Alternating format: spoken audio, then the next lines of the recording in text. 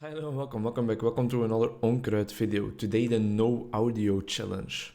No, we're not really doing a no audio challenge, that would be a bit stupid, but I am still waiting for a delivery at my place right now, so I have to keep my headphones off, otherwise I'm afraid I won't hear the doorbell. We're gonna be playing with the Spellbreaker today, and we're gonna be playing with his upgraded weapon, the Arcane Scimitar. I love how the upgraded weapons also just change like the stats that are on your character completely, so they really make the game even more unique, right again, or the run even more unique. And this guy gets a heavy strike, a large area in the direction I am aimed, causing damage, and from the start applying bleed. Interesting, so we are definitely incentivized to go a bit of a bleed fragility type of build. You can see the difference between the weapons here. He used to just have a long sword, but right now, bam, scimitar. Everybody knows what a scimitar is, of course, because they all played with a scimitar in old school RuneScape. We're gonna go for the third map again because we still need a whole lot of the resource that this map provides. I'm sorry if it gets a bit repetitive, a bit boring, but I don't care. It's my YouTube channel, it's my series, I decide. This right here, this is the stuff that we need to upgrade our Barbarian's weapon, for example. That's why we still need that material, and probably for some other weapons as well still, but I don't know anything. I don't know every one of them by heart. Yesterday, the trailer got released, or maybe it was released a couple of days ago, but yesterday I saw it for the early access version of this game. Right now we are still in the free alpha, but on the 7th of November, I already talked about this, but I talked about it as it was like the general release date for the entire game. That was not factually correct actually. But for the early access, the release date is the 7th of November, which is like in less than a month. And that trailer really got me hyped, man. It also prompted me to go into the depths a bit, delve into the Soulstone Survivors dungeon and look at the developer roadmap, which is something I have never done for any game in existence. So again, another sign of how much I enjoy this piece of beauty, this absolute masterpiece. And man, oh man, was I excited about what I saw there. There will be a whole lot of more bosses in the end. There will be an immense amount of new skills. In total there will be 300 skills, while right now there are only 45 still in this version of the game, so that's already amazing. A whole bunch of new characters, new weapons, just new content galore, really. And I commented on that video, I commented on that trailer saying, hey, I really enjoyed this game, thanks a lot for making it. And the creators of the game, they actually responded to my response and they were like, hey, no, thank you for playing it, man. And that was just beautiful. Probably one of the first times I've ever had an interaction with one of the developers of the game that I'm actually playing, and it's a great sign of things to come, you know, sponsor deals. I'm just saying, they're right around the corner. In my imagination, at least. To be honest, I would pay money myself to be sponsored by this game. It's just such a beauty. They don't even have to sponsor me in the normal way of doing that stuff. No, I would pay money to keep continuing on playing this game and get early access to some of the other features, which is, I guess, just buying the game, to be honest, but you get what I mean. I just want to give some more praise to this monsterly good game, this immaculate experience, this unparalleled gaming vibe. And getting involved with the developer and the roadmap of what is gonna be developed in the future kind of got me hyped to look at what the community was going on about lately. Can I just give a shout out real quickly in between for Templar's Verdict, which does a whole bunch of more damage when you crit, and then also the ability that makes you crit automatically on full health enemies right here, Vicious Strikes. It's a great synergy right there.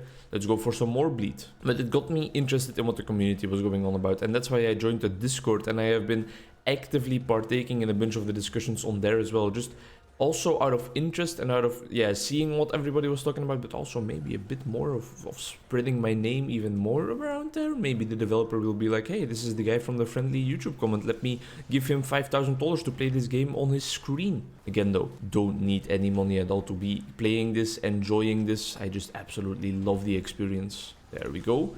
Making quick work of the first boss, and we are already multicasting our Glacial Hammer. We always love that. Let's go for Subdue. We're going a very physical build, very much slapping people around, and I love that. Sometimes you have to slap people around, you know? Have you guys ever seen those like slapping championships? It's just such an insane concept. It's just two really like immensely big dudes. They would scare you if you would just cross them in the streets most of the time, or just some guys with some very big muscular arms and they just slap each other in the face. They just go back and forth slapping each other in the face. Moist Critical made a whole bunch of videos about this back when this was still blessed by the algorithm, so you can check that out if you want to. Let's go for a passive power up here. Do we still want to replace anything in our build, any skill? I feel like we want to keep the minions because for now they are providing a lot of single target damage whenever the Lord spawns. The Glacial Hammer is nice, the Templar's Verdict is nice.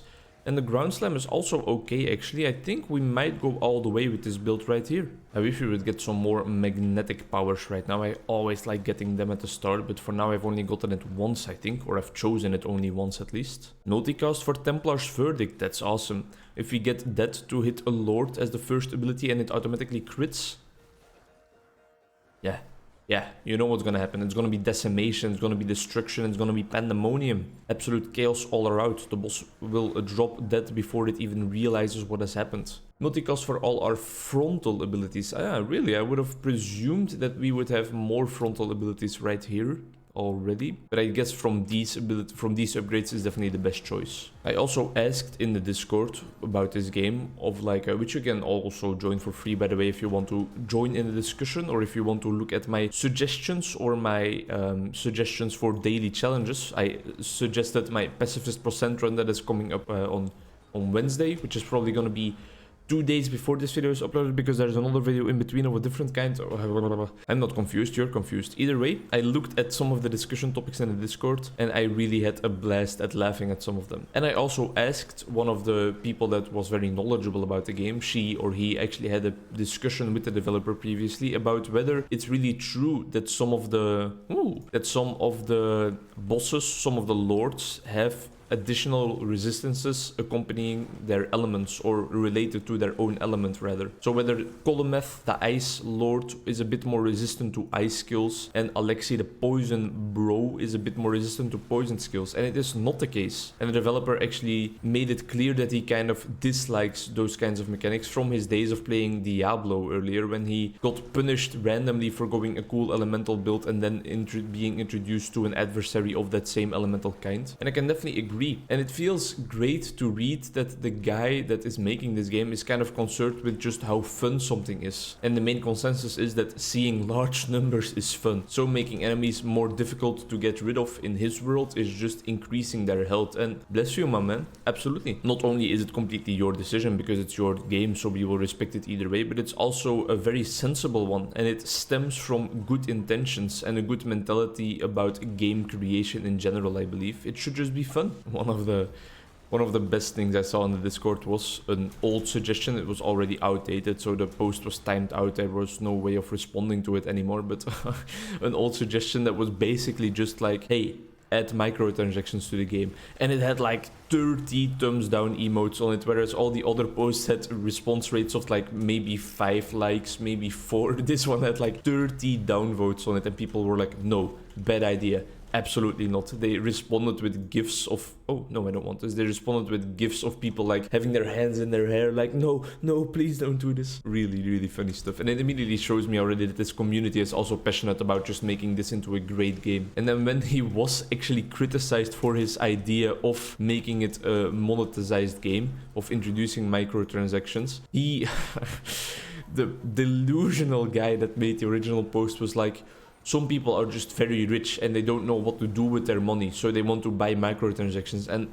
I had to take a little breather after that one. And other people were also just like, my man, have you ever heard about this thing called charities, for example? People were just absolutely slamming him into the ground for this absolutely unbased take, like really no foundation at all. The least based take out there. I find based such a cool word to describe things that are happening, but I have trouble introducing it into my vocabulary for some reason. Normally when I encounter some of those words that I really like YouTubers saying or something, I have no spine and I immediately forsake my own personality for just copying whatever they do. But right now, based is having a hard time finding its way into my daily life, which is not based. From now on, everything in this video that has a certain description that has to be described in a certain way is gonna be based or not based. The fact that we are already 10 minutes in and we have only killed 2 lords, that's not based. What are we to do? We need more enemies surrounding us, so let's stay in one area a bit more so that the enemies come from all sides sides just to us and we don't start roaming around and killing 10 enemies at a time. Multicast legendary power? Absolutely. Don't mind if I do. Have you guys ever been heavily involved in like a game's community actually? I feel like through making YouTube videos about games, I automatically kind of do that to myself because the community can always find my videos and comment on them and stuff and slam me into the ground for my absolutely horrendous takes. Or they just like look up a video of their favorite game, Soulstone Survivors, and all of a sudden this guy is talking about the difference between pedophilia and foot fetishes and they're like, unbased, not based at all, this guy. But yeah, no, sure, I am on some subreddits for games and sometimes I might make a post on some of them even, but being actually like involved in a discussion about a game, and especially before its full release, that is new for me. It's rare that a game gets me so passionate about itself even before having its full release actually there. And even then, in full release games, it's rare that a game makes me so passionate about it that I actually join some of the discords, join the general discussion about it. But this game right here is just something special. It's something that warms my heart. Damn, minions destroy lords. Nerf minions, new suggestion going up on the notice board. A lot of people in this Discord are like, nerf this, nerf that, this is overpowered, or buff this, buff that. Melee builds are all underpowered compared to range builds. Oh, we need the Chaos Golem to be more effective, we need it to be larger. And I'm just like, man, we're still in the prologue. Do you think he's focusing on balance updates for now? No, probably not. He's just adding more and more content and you should just be happy with it. And I think that giving balance suggestions is just such a weird practice that a lot of game enthusiasts have developed over the years. Especially prevalent in the League community, of course, but there you should also see it as a special case because there I feel like most of the times the players are actually more knowledgeable about what would actually be balanced than the balance team that Riot provides, because holy goddamn, there is some shit in that game most of the time. It's just like a basic trust you can have. You see, I learned something from my Sporkle video. It's just like a basic trust that you can have, something that is gonna be sure, something that is gonna be unwavering and always true, that a new champion in League of Legends is gonna be overpowered for a while. It's a necessity for the game design. It's something that's always gonna happen. And it's not that fun because it incentivizes you to ban the new champ every game or to learn to play every new champ. And some of the old champs get outdated and you feel like you are not powerful at all with the old champs anymore. A well-balanced game would be one where, I mean, this is also coming from the point of view of somebody who doesn't know anything about game balancing at all. But the easy way of looking at it, in my opinion, would be a well-balanced game is a game where every character has the opportunity to shine, right? Not every character is equally as strong. No, I feel like difficult topics to discuss about. I feel like it can be warranted and it can actually be beneficial for some characters to be weaker in some sense, but for example stronger if played insanely well, or if played in collaboration with nice synergies, so that you have to kind of communicate as a team to make sure that your character can pop off in an equal way that some other characters can do on their own and with a bit less skill. That's all about that. That's exactly balancing, right? That's exactly what the discussion is about. I wouldn't necessarily assimilate all the characters into one power level. I wouldn't necessarily make every character just baseline have the same strength. No, that's not balanced. That is balanced, but that is balanced too far, taking the balance too far. Yeah, that's stripping the game away from its diversity, its personality. Come on, you bugger. Golem meth. It sure looks like he is taking meth because he is also ruining his life by just being alive around me. Bit of an intricate reference, bit of a stretch, trying to get those comedy muscles in my head worked up though. What? Our Templar's Verdict is level 15? I didn't notice that we were focusing on that ability so much, but it's definitely one of my favorite abilities because of its crit multiplication abilities. One more lord to go. We are already a 15-minute mark, so I think it's just melee builds that are weaker than range builds, and that's why we're slower. Please buff melee builds, they are so ass, they are trash. You know something interesting about this video right here? I was actually just gonna play some Soulstone Survivors quickly because I knew that I had to pay attention to when the delivery driver showed up at our doorstep. But I was like, well, if I'm gonna play it, why not just record it? And I think that's a great mentality change for me. I always talk about how blowing up because of the algorithm is something about getting lucky, and the only influence you have on that is by producing more content, but I need to translate that into actions as well and actually putting out even more content. content. I'm already uploading daily on all the weekdays for a month or something already now, and I find that very, very promising for the future. It's probably not something I can hold up forever when I get an actual job, but if I would just record more, edit it a bit less, and maybe just be more satisfied with the way that the videos are naturally sounding, with some of my flubs still in there, some of my absolute unbased takes still in the video and not edited out because I am afraid of the public opinion, I feel like that might be a bit more enjoyable, and it might increase the chances even more of videos popping off, because I am of course putting out more and more. I always take Nordonline as an inspiration for all the content I upload, because he uploads like 3 or 4 videos a day, and he has been doing so for 11 years or something. But if I want to achieve that point, if I want to actually strive towards something like that, an upload schedule like that, I will need to change something up in the approach that I am actually creating content in. I can't upload fully edited videos and then still decide to upload 5 or 6 videos a day. No human simply has that time. Well, some humans probably do, but they don't have a college degree, they don't have a university diploma, and they don't have a girlfriend probably. Based take right there. Or maybe they don't have other hobbies, which is something I still of course have. Those other people, they probably also don't go running 100 kilometers in a month. They probably also don't read a lot of books. They don't have a copy of Turtles All the Way Down by John Green just lying on their desk. They probably have The Fault in Our Stars. Goddamn normies. I'm a grenade, Hazel Grace. Shut the fuck up. It's a metaphor. Get that cigarette out of your mouth, you piece of fucking shit. There we go, The Last Lord.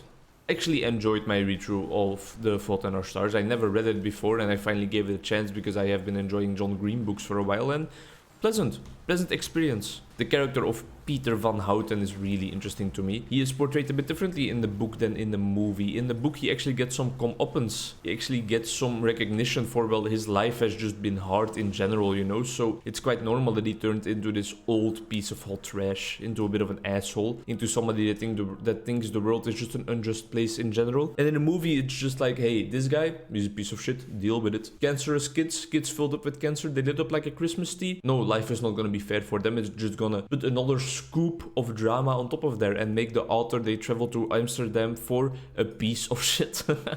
Bold decision by the filmmakers. I would like to increase my area modifier. Sure. What else can we do? We only have 2 of the red gems. Oh, 4 out of 5? 5 out of 5. Yeah. Thanks a lot for watching. See you in the next Soulstone Survivors video, because that's all I upload from now. Bye bye.